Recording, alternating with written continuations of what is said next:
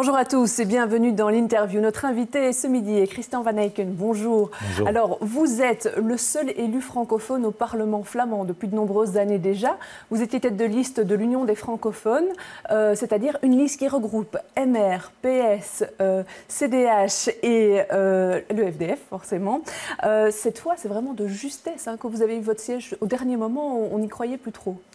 Mais oui, le dimanche soir, on n'y croyait plus parce que on était en dessous de la barre de 5%, et comme dans le Brabant flamand, il y a 20 élus, 5% le seuil d'éligibilité, équivalait pratiquement au siège.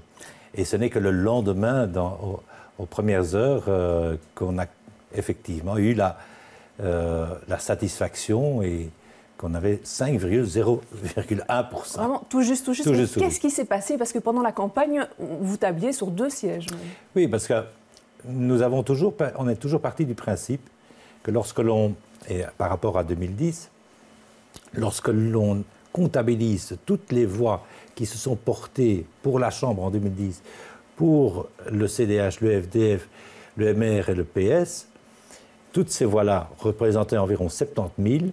Eh bien, si toutes ces personnes auraient voté UF cette fois-ci, on avait le 2e siège garanti et assuré. Comment vous expliquez que vous avez perdu des voix comme ça? 10 000 voix qui ont disparu. Oui, il y a plus de 10 000 voix qui ont disparu et il y a différents facteurs. Depuis dimanche, il y a de nombreuses personnes qui m'ont téléphoné pour dire « Écoute, malheureusement, on n'a pas pu voter pour toi parce qu'on n'a même pas trouvé la liste à l'écran. » Au vote électronique, il y a eu quelque chose que je ne m'explique pas encore aujourd'hui. Nous avions déposé un logo et ce logo ne s'est pas retrouvé à l'écran. Donc il y avait le nom de la liste, mais pas le logo. Tout simplement le sigle UF, écrit en tout petit, illisible, il fallait le trouver. Et donc, un certain nombre de personnes plus âgées, peut-être un peu moins voyantes, et donc ont raté la vision du sigle. Mais ça n'a pas suffi à expliquer. Non. Alors, il y a eu d'autres phénomènes. C'est-à-dire que notre liste, quand nous l'avions déposée, il y avait 5 dames qui avaient demandé de figurer avec leur nom de femme mariée et de leur nom de jeune fille. Eh bien, pour je ne sais quelle raison, donc ils ont dit que c'est des raisons techniques à Louvain, le nom de femme mariée a disparu de la liste. Vous avez l'impression que c'est du sabotage? Je n'oserais pas utiliser le terme de sabotage, mais ce sont quand même des circonstances. La malveillance du pouvoir flamand. Ce sont des choses. Alors, il y a encore une personne dont le prénom a été modifié.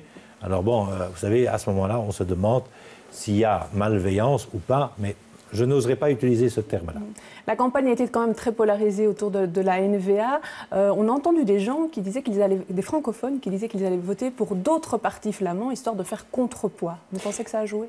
Effectivement, c'est quelque chose que j'ai entendu. Et encore, le dimanche des élections sur les plateaux d'RTL, le politicologue Dave Sinardet avait préconisé, s'était étonné que le MR, le PS et le CDH avaient donné leur appui au dépôt d'une liste UF au Parlement flamand, qu'il valait mieux voter pour les partis flamands pour contrer la NVA. Tout ça, effectivement, a joué dans les esprits des électeurs.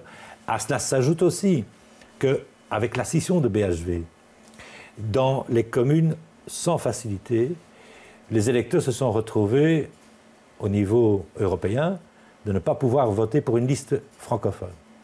Au niveau de la Chambre, seul le FDF avait déposé une liste, et donc, automatiquement, s'il ne choisissait déjà pas le FDF pour la Chambre, il y a des risques qu'effectivement, il y a un étiolement des électeurs. Est-ce que ce n'est pas regrettable, justement, qu'au niveau de la Chambre, il n'y ait pas de liste UF?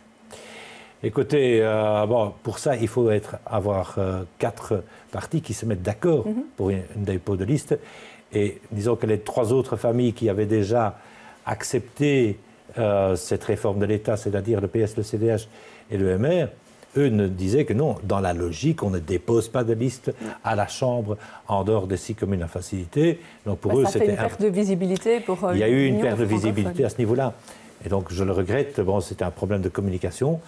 J'espère que d'ici 5 ans, on aura la possibilité de remonter un petit peu là-bas. Alors, Bart De Wever a commencé ses consultations pour la majorité en Flandre. Vous n'avez pas été consulté? Non, je n'ai pas encore été consulté. Je ne crois pas que je le serai. Comme vous ne l'êtes jamais, je pense, dans la constitution des majorités. Il y a plusieurs scénarios possibles. Qu'est-ce qui est à craindre pour les francophones du Brabant flamand?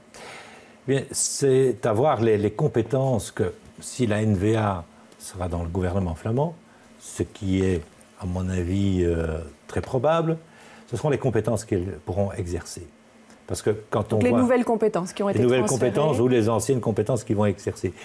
Je prends à titre d'exemple comment le ministre de l'Intérieur, M. Bourgeois, a utilisé ses compétences. Il faut quand même rappeler que c'est lui qui a empêché la nomination de 3 bourgmestres lors de l'avant-dernier mandat communal. Ça, c'est connu, mais par exemple, l'emploi va arriver aux régions. Qu'est-ce qui pourrait arriver avec l'emploi, par exemple? Alors, avec l'emploi, je sais très bien qu'on dit souvent dans les milieux flamands que, oui, mais tous ces francophones qui cherchent un emploi, ils ne connaissent pas le néerlandais et c'est à cause de ça qu'ils ne trouvent pas un emploi, etc. Je crains effectivement qu'une utilisation de leurs compétences en matière d'emploi, qu'il y aurait des exclusions beaucoup plus faciles, non pas sur des critères, disons, normales, mais seulement sur le critère linguistique de méconnaissance du néerlandais, d'exclure du chômage un certain nombre de personnes. Donc là, il y a une vigilance à avoir. Ah oui, il y aura bien entendu une vigilance accrue à avoir vis-à-vis des nouvelles compétences que l'on pourrait avoir et comment elles vont être exercées au niveau de la région flamande. Alors, vous siégez depuis 1995, toujours sous le titre Union des francophones. Vous êtes FDF à la base. Vous vous sentez quoi? Plus FDF ou plus UF? Non, dans mon mandat parlementaire, je me sens à 100% UF. Vous devez défendre en fait les valeurs de partis quand même qui ont des programmes très différents. Oui, mais à ce niveau-là, il est quand même assez facile et aisé. On a établi un programme commun. Il est aisé de défendre les intérêts de chacun. Et il y a, au niveau de ce que nous présentons, il y a quand même beaucoup de convergence. Et bon, pourtant, en matière de mobilité et autres. On voit chaque fois que la constitution de la liste, eh ce n'est pas évident, ça se fait au dernier moment. Ici, vous avez souffert de la scission entre le MR et le FDF? Mais ça n'a pas arrangé les choses. Et effectivement, le divorce entre le MR et le FDF a fait que, avant de trouver un accord, il a fallu quand même des semaines et des semaines. Le MR revendiquait la tête de liste? Le MR revendiquait effectivement la tête de liste, ce que j'estimais, bon, il faut voir à qui on voulait la donner, d'une part, et d'autre part, je crois que je n'avais pas démérité en 19 ans de mandat au Parlement flamand. On a parlé de votre transfert au MR? Ah oui, mais ça, ce sont des bruits qui ont couru. Moi, je n'ai jamais eu l'intention de passer au MR. Et donc, bon, je crois que c'est un petit peu de l'intox qu'on a essayé de faire. Ce sont des pressions que je trouve regrettables. Mais aujourd'hui, bon, c'est derrière le dos. Et maintenant, il faut aller de l'avant. Votre rôle au Parlement flamand, il est surtout symbolique? Mon rôle au Parlement flamand est symbolique parce que, bon, d'une part, parce que je représente les francophones de la périphérie et eux qui ne veulent pas reconnaître que nous sommes une minorité en région flamande par rapport à la Convention cadre sur la protection des minorités nationales du Conseil de l'Europe. Ça fait maintenant depuis 2001 qu'ils nous nient. Ça, c'est au niveau symbolique. Mais d'un autre côté, j'ai une vue très locale sur tous les dossiers qui concernent la périphérie. Et là, ce sont des dossiers qui dépassent au-delà les clivages communautaires. Et là, vous avez un point de vigilance. Très bien. Mais je vous remercie d'être venu sur ce plateau. Beaucoup. Je vous remercie de nous avoir suivis.